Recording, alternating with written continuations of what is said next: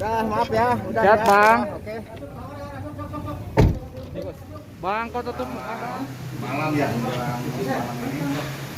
Terima kasih sahabat-sahabat teman-teman dari media yang bisa datang ke sini, ke tempat ini. Kebetulan kami tidak di Ciamis telah melakukan penetapan tersangka terhadap 2 orang terhadap kasus perkara dugaan tindak pidana korupsi terkait adanya penyelewengan dalam pengadaan SIM absensi atau fingerprint pada sekolah dasar dan sekolah menengah pertama negeri se-Kabupaten Ciamis tahun anggaran 2017-2018, di mana berdasarkan surat perintah penyidikan umum lah. Ini berdasarkan surat perintah penyidikan umum nomor print 01-M-2-PD-1-03-03-03-2021 tanggal 3 Maret 2021. Setelah itu baru kita melakukan penetapan tersangka berdasarkan surat perintah penyidikan khusus sini ya,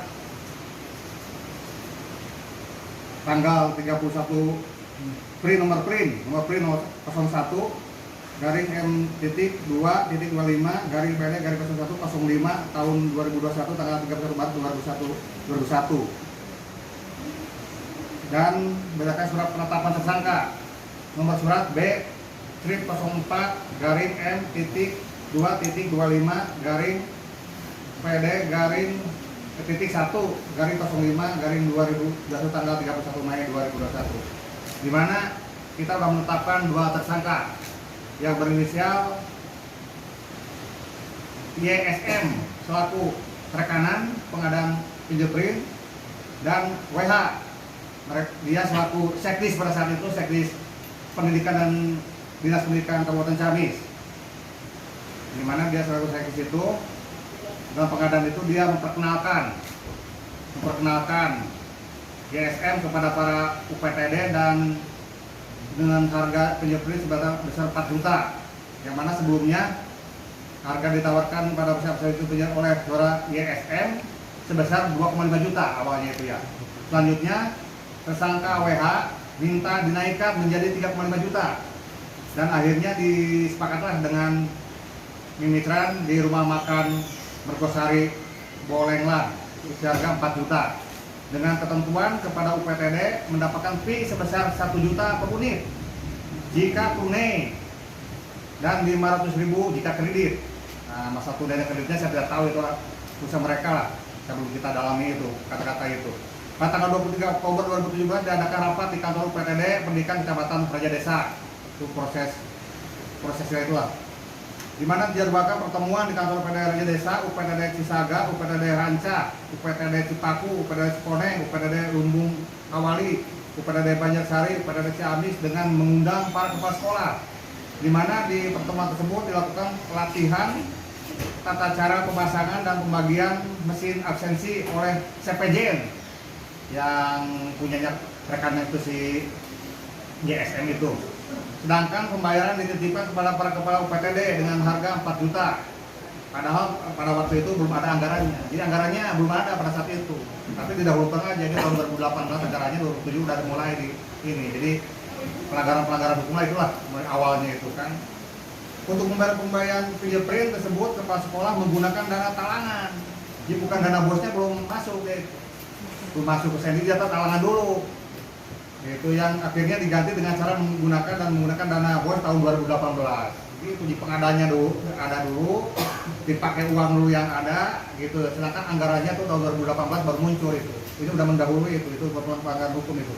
Bahwa mesin absensi tersebut adalah merek Solution X606S yang ditutupi oleh seorang tersangka YSM dengan merek Gencorp menggunakan stiker. Nah, itu modus-modus lah mereka main itu, sehingga orang tidak dapat mencari di toko lain. Jadi pengarahannya udah jelas itu ya. Nah, karena udah ditutupi itu oleh si PTCJ itu. Jadi kalau memang ada rekanan yang lain mau mencari juga, itu udah tidak ada, karena memang itu ada ini penjurusan atau gimana itu. Bahwa CPJ memberi mesin absensi dari merek Solution X606 dari PT Solution seharga 1.540.000 rupiah. Itu belum termasuk dengan ongkos kirim dan pajak. Bahwa karena dikumpulkan di dalam rapat oleh tersangka WH dan di hari penyedia barang YSM, tersangka YSM kepada sekolah, akhirnya mau membeli dari saudara tersangka YSM tanpa mengecek harga pasaran dulu. Itu tidak ada lagi. Tuh harganya dari 2 juta sekian dinaikkan si Wahyu, si WH sekian, itu 4 juta, udah ke sekolah ikut aja. Dia tidak, harusnya kan dia melakukan cek pasaran, lapangan, minimal ada pembanding harga itu yang diaturnya kan begitu. Sehingga sebanyak 430 sekolah dasar negeri di Kabupaten Ciamis membeli kepada saudara tersangka YSM. Intinya gitulah.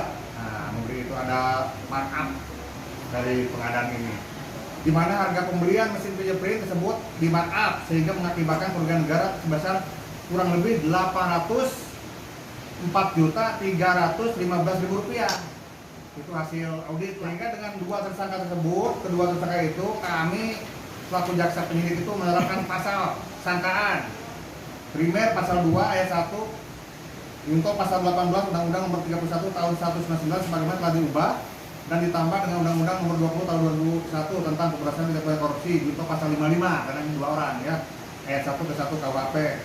Primernya, subsidiarnya pasal 3 untuk pasal 18 Undang-Undang Nomor 31 Tahun 1999 sebagaimana telah diubah dan ditambah dengan Undang-Undang Nomor 20 Tahun 2001 tentang pemberantasan tindak pidana korupsi untuk pasal 55 ayat 1 ke 1 KUHP.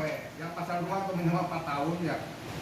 Nah, sampai 20 tahun hukuman penjara seumur hidup, hukuman mati ya pasalnya itu kan. Sudah itu pasal 3 itu minimalnya 1 tahun, 20 tahun. Ya.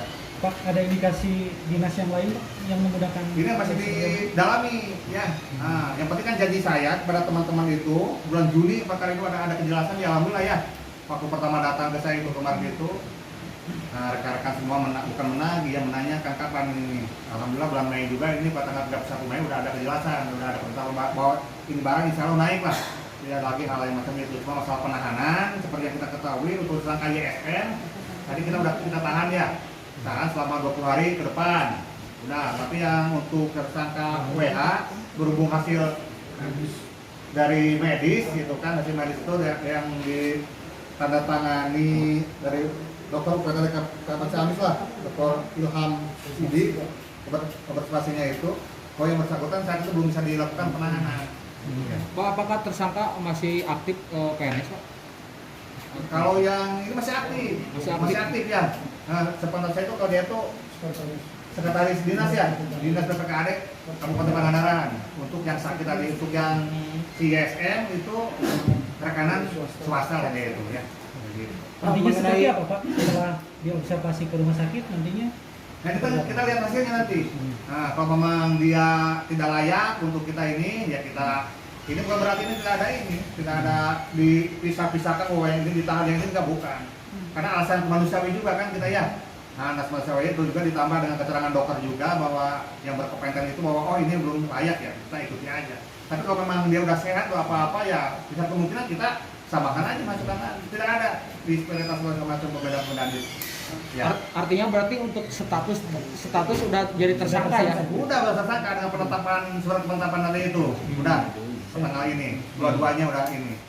Dan mudah-mudahan secepatnya juga perkara ini bisa dilimpahkan ke pengadilan tipikor di Bandung ya.